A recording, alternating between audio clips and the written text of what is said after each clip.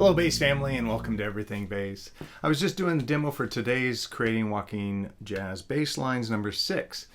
And so to kind of just quickly recap, when I first started playing music, I was mainly metal, rock, top 40, some funk, a lot of blues.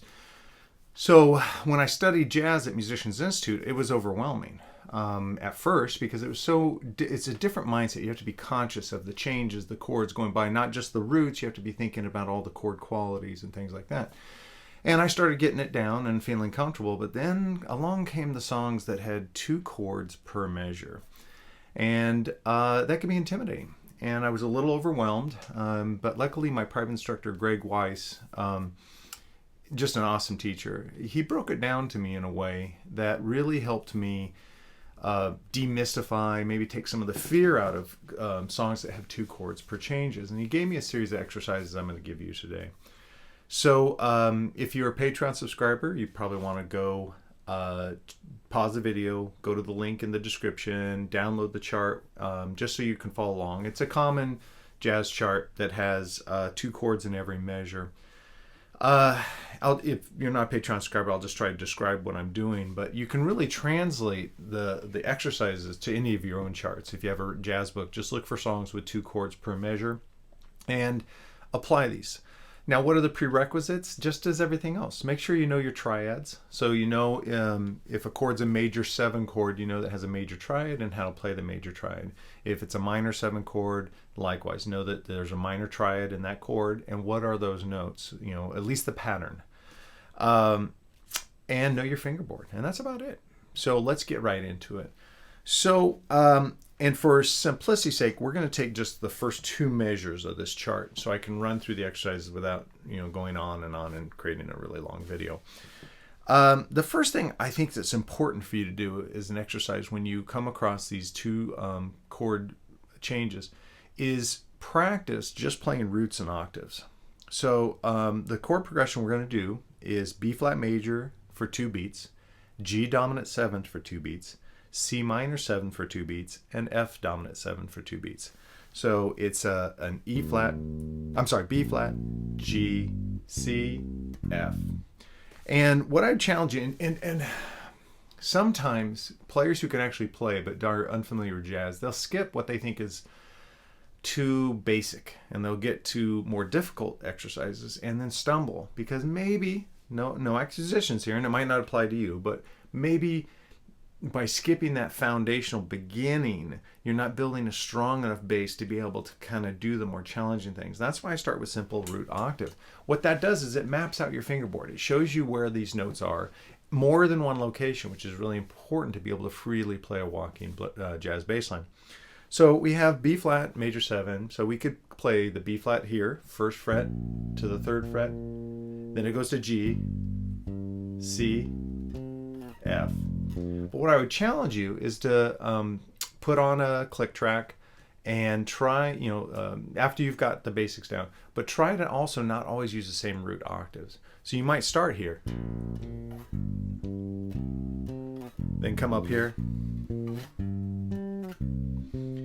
just knowing where those are. And it's a simple step, and hopefully will give you some confidence. Like, okay, I got that. Check that box. And if you don't have it, slow it down. Turn the metronome off, for goodness sake, and just practice playing over and over, through these changes. Maybe just go to roots first. And maybe it's the octaves you're a little bit unfamiliar with, and then add in the octaves until you can do what I just did. The second step is roots and fifths. Now, what's nice about this particular progression is there's no flat 5s, no sharp 5s, no augmented 5ths, no diminished 5ths. So really the root 5 is going to be pretty easy to locate. So on the B flat, that's my dog barking in the background. So you've got root, and you can play the 5th above the root. Now remember, the 5th is just the 5th note of the major scale, 1, 2, 3, 4, 5. And it's this the perfect 5th is this location. But you can also find it below the root on the same fret. So B flat here, the F is here, same fret, just go down a string. And so you can make that a choice, whether you're going to play the 5th above the root or the 5th below the root. And so regardless of whether it's a dominant chord, a major chord, or a minor chord, the 5th is in the same position relative to the root. So slowly, this would be one option. You could go B flat, G, C. Now I'll play below. Now up. You can do quite a bit and make a nice sounding, especially if you're doing what's called playing in two, where you're playing half notes over the changes, not these changes. You can do a lot with roots and fives, and you can hear this by going back to the early big band, the early jazz standards, and listen to it. Just go onto maybe a streaming site or YouTube, and select some old jazz standards and listen to how much can be done with roots and fifths. And then mix it up. Like next time, maybe I'll start with this B flat. I'll play the fifth below, because that kind of steps nicely into the G. I'll play the fifth above, because that steps nicely down to the C. Now I'll go to the fifth below, and that gets me to the F. So think about that. See how that's nice. Same drill as before. Put on some kind of click track and try playing it all over the instrument. Start on this B flat, and then go to this G, and just practice roots and fifths. It's foundational. It's not basic. It's foundational. It's the history of us being able to walk changes, is being able to be strong with the roots and fifths. Next would be roots and thirds. Now you have a choice to make, and this requires that you've done a little bit of the prerequisites, where you know that a major 7 chord, the first B flat major 7, has a major third. Kind of makes sense. Now our next chord is a G dominant. That also has a major third. And then the C minor has a minor third, of course, and then the F major. So really there's only one minor third, and that's on the C chord in this progression on these 2 bars that we're doing. So you have this, and now you're putting in thirds. Now thirds is when you can actually, as your bass line, you can start defining the quality of the chord. You can tell the audience, the listener, whether the chord has a major sound or a minor sound just by simply playing the third, and that's kind of cool. The fifth we couldn't. You notice when we're playing the fifth, you can't hear whether the chord's major or minor because we didn't play the third. Now you're starting to, by including the third, you're starting to be able to give the listener more information, give your bandmates more information, so that if maybe they get lost, they can hear, oh, there's a minor chord, C minor, so I know where I'm at. So it really is good to be able to work thirds into your bass line. So in this case, we're going to go B flat, major third, G, major third, C, minor third, F, major third. Same drill. Do that all over the bass, even way up high. Because if you're familiar with listening to jazz bassists, they don't just stay down here. They might this way too, electric or acoustic. They'll play up the neck and then they'll come down, and it's because they know where those roots, where all those intervals are, all over their fingerboard, that they can freely express. And I have to tell you, coming from a metalhead, when I started metal, which I love playing metal because there's a lot of passion in the music and things like that, when you can freely improvise through changes and just kind of wander up and down and kind of catch these little cool melodic ideas, and maybe you're mirroring something that the guitar player did, it's that same rush as playing metal. It really is. It's this really great feeling of being able to freely express, not being stuck on one part of your neck because you don't know where the rest of the notes are. All right, so that's roots and thirds. Take your time. We're incrementally getting more difficult, so you may have to review this. Don't move on until you can do this part. Now, root and 7 below the root. Now this is interesting. I'm not going root and 7 above the root because I want a little more flowing line. And so if I just play B flat and the major 7, that's way up here. Now I could go to this G, that's fine. But I think that you can create a really nice bass line by actually playing the 7 below the root. And I think that's also a very important thing for you to know, because sometimes we learn B flat major 7 like this, not realizing the major 7's a half step below the root, which can be a really nice smooth transition. So with B flat major 7, we'd play the B flat, the A. Now we're going to the G, and then the G dominant has a minor 7. That's 2 frets below the root. So we get this bass in. Isn't that a nice walk down? A lot of our bass lines have been kind of like intervallic jumps that are a little bit more stair-steppy. This is a real smooth line. Can be really nice. Now we go to C minor. Now C minor 7 has a minor 7 in it.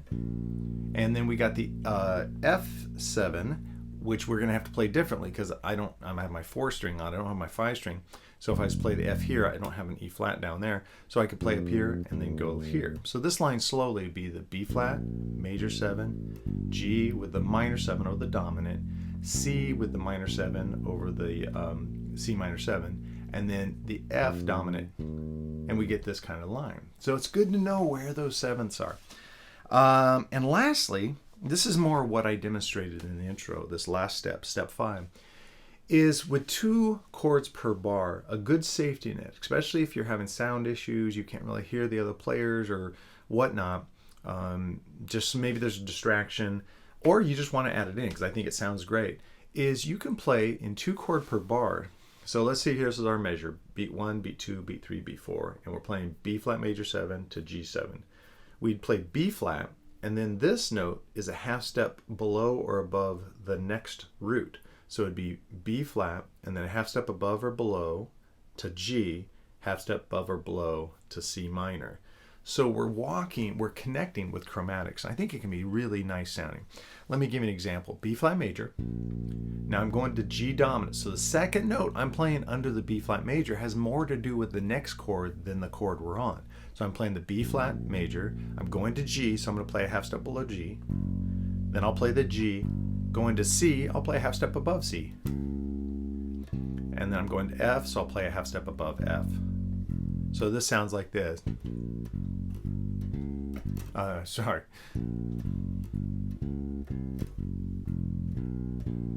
Now, there's sometimes that you're going to like the way a half step above sounds over half step below, or when you look at your line in total, like as a flowing line, it might make more sense to do one or the other. But experiment.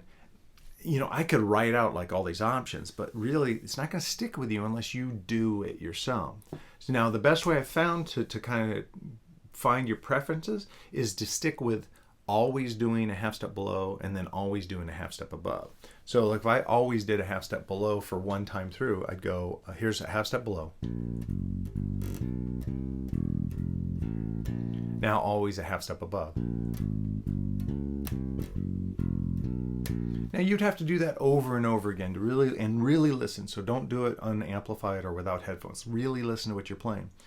And then start mixing it and see what you like better.